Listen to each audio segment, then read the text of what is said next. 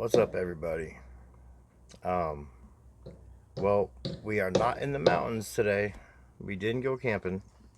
As you'll see in the clips that I'm gonna throw in from yesterday, um, our RV was overheating on our way to pick up my daughter. Um, they had some issues with their car, so we were gonna pick them up in the RV, and started overheating. Smoke was pouring up. Pulled over on the side of the freeway. It was hot as hell. No fans can go because the power wasn't going. Uh, it was miserable. And on the way home, we had to stop about 2 more times. And then finally, the last stretch home, it didn't overheat. I think I know what the problem is. So the antifreeze that's just for RVs. Um, I put it in the coolant reservoir. It was empty, bone dry. I poured a whole thing of that in there. Okay. Um, and then that's when it started happening. I didn't know until like the third stop at a Fred Meyer. I was in there looking at stuff. In small writing on the back of the thing, it says not for engine use, like typical antifreeze is for, your radiator and stuff. So I think since I put that stuff in, I messed something up temporarily. I think it's fixed now. That stuff I think all got drained out. Um, yeah, I don't know why you wouldn't, like, what do you put in an RV? Just water? Or can I put regular coolant in the radiator? Like, I don't get it. Because this stuff's for like water tanks and water lines and for winterizing. That's why I didn't understand. I was trying to Google, like, about it, and it just kept talking about that. And I'm like, okay, well, where do I put the, like, it's just, I'm learning all this RV stuff. This is all new to me. So, I hope its problem is solved with that stuff being gone now. But we might try to go back up today. I don't know. It just depends. I got to make sure the generator works so we have a little bit of power up there. I mean, we don't need it, but it would be nice. But again, we don't need the power. I mean, we camp with just a tent. Sometimes not even a tent.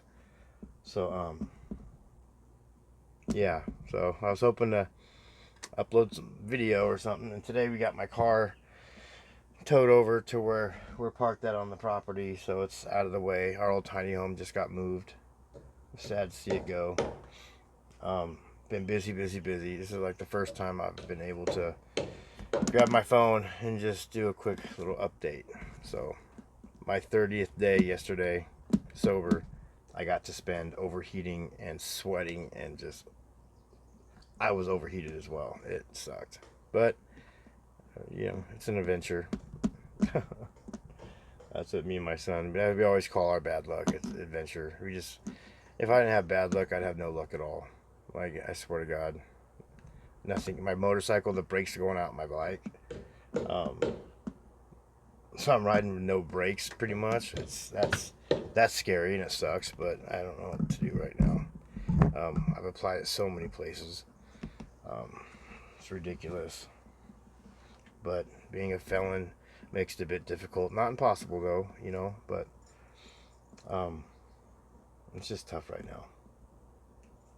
So, and financially, everything's falling apart. Um, I want to talk about my dream, I guess. So not right now. I will later. But and what I had it for a brief moment, and it was making so much money. In those 3 months, I had my secondhand store open. I had a business called On Second Thought. Um, the second word spelled 2ND. You can find it on Facebook, actually, my business page. Used to be super active. I had the whole community behind me on it. Took a year plus to gain their trust on this. Everybody wanted this to happen. Everybody would have donated all their stuff to us instead of Goodwill. And I tried that experiment out, and for a week, I said, everybody, if you don't want to donate to Goodwill, that's fine, donate to us. And in 3-4 days, we had this gravel lot filled up with stuff, great stuff too. And I had a huge, giant property sale and did really well. And on top of me buying storage units at auctions, I had so many great things in this little secondhand store of mine.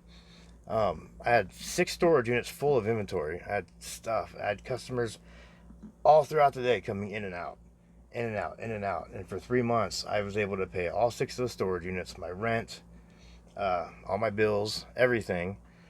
That was the first time in my life, really. But then we had to shut it down because there's too much traffic on the property, cars coming in. Of course, it's a store.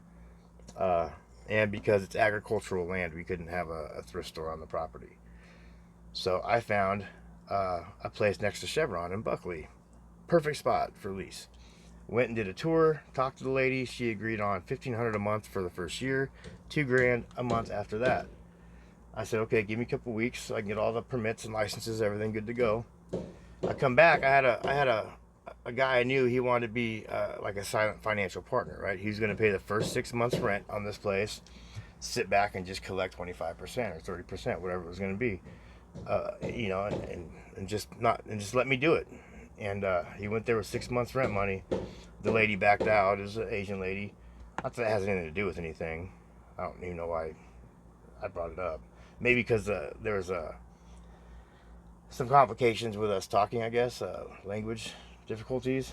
Um, but she didn't want a secondhand store there. I think she thought it would be like a junky little, like, just crappy stuff. But like my store was good stuff. It was like treasures, and you know, I was gonna help so many other businesses around the area and have them, you know, their small businesses put their items in my shop, so everybody can get their name out there and sell stuff. And it was going to be a business where people can come in and hang out, have a coffee, and talk, and just, you know, share my story with people and help others. Or if somebody in the community lost their home, you know, due to a fire or something, you know, we step up and say, hey, we got you, we got stuff for you, you know, and just sponsored little league teams, you know, stuff like that. Like I wanted to do like things. I wanted to be something really positive in the community, and that was like my goal. It's been my dream since I was a little kid, believe it or not.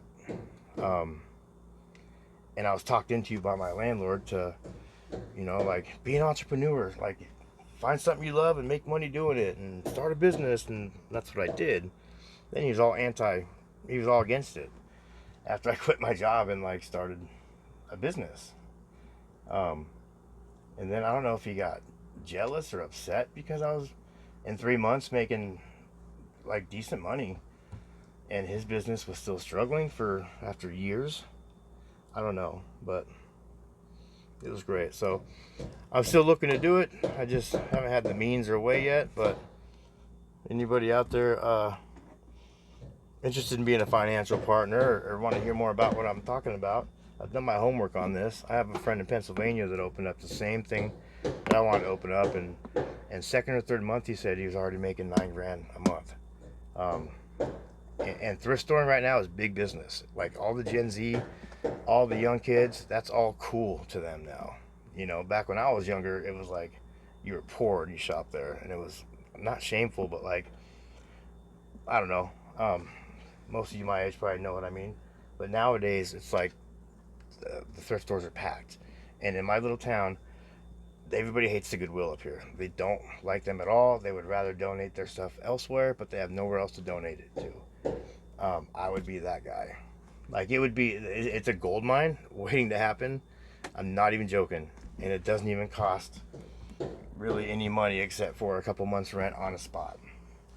Um, like I buy my storage units for $60, $80, stuff like that, and I find gold in them pretty much. I'm very good at spotting a good unit and not paying a lot of money for it. So I don't know. I'm rambling now about it because I love it so much. But when I had it, I worked like 16-hour days, 14-hour days. And that was great, man. That kept me rocking. It kept me sober, kept me going. And it was cool. So I don't know if you want to talk more about it. Let me know. Email me. I'll give you my number and stuff. Tell you more about it. And you'll see it's like a no-lose situation, really. I'm just a poor single dad, so I can't get to that point. So, alright, anyway, I'm going to upload these videos of my miserable, sweaty butt trying to get my RV going. And I wish you all a great day, and love each and every one of you. and thank you for everything you do. Bye. Well, we're on the freeway, ready to go pick up my daughter, because I guess her and her boyfriend figured things out or chatted. So going to pick them up, and I'm gonna have a little talk with them. But my freaking RV started overheating bad on the side of the freeway. There's plenty of antifreeze in there, but I didn't put any in there. Stuff was leaking all down here. The smoke was coming up the windows. And we're on a major freeway, and it's hot, scorching hot in that damn RV. So I don't know what's gonna happen. I don't know if I got screwed over or I don't know. So waiting for it to cool down, get some water in it, and see if it makes it to liquid to my daughter's. If it keeps overheating though, that's it. And we're gonna pull it over, let it sit, and then take it home. So I'll keep you posted. But it freaking sucks, man. I swear to God, like my life, like my luck. Stupid. Anyway, sorry for the bitching and moaning. I'll keep you guys updated. Yeah, so as you can see, I'm not too happy in that film. It was so hot. I was so miserable. It was horrible. It was a chore to get home. Yeah, I just was so upset at that moment. I was like, I'm just gonna record something. So I'm sorry for the bitching and moaning.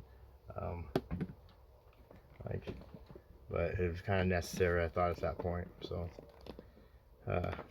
yeah, have a wonderful day, and we'll get the trank dope pictures, figuring out how to do that.